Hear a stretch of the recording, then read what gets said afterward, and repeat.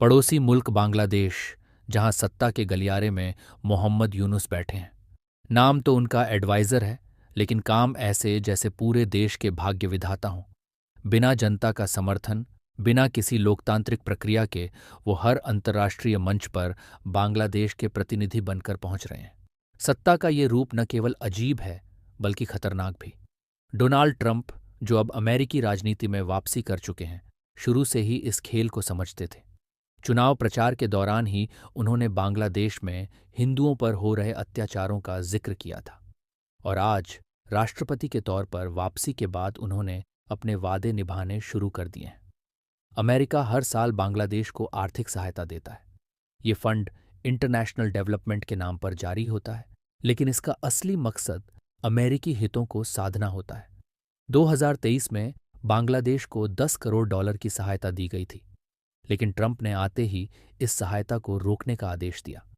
अमेरिकी प्रशासन ने स्पष्ट शब्दों में कहा, इमीडिएट स्टॉप वर्क ऑर्डर, यानी बांग्लादेश को मिलने वाली आर्थिक मदद तत्काल प्रभाव से बंद।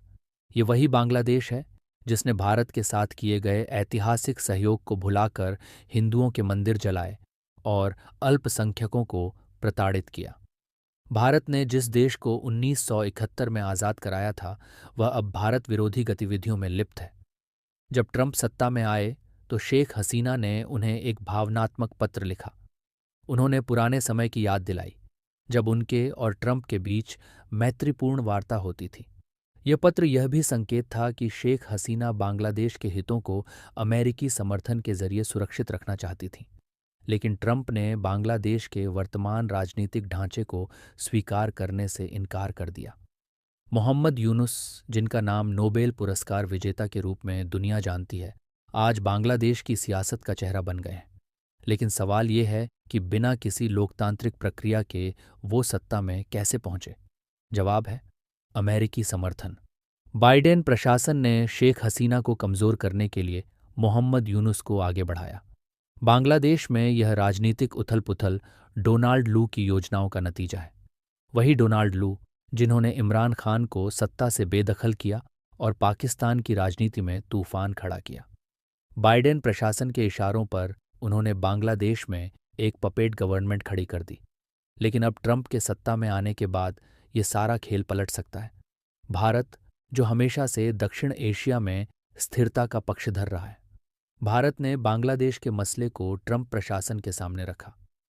विदेश मंत्री एस जयशंकर ने ट्रंप के शपथ ग्रहण के बाद अमेरिकी अधिकारियों के साथ इस विषय पर चर्चा की।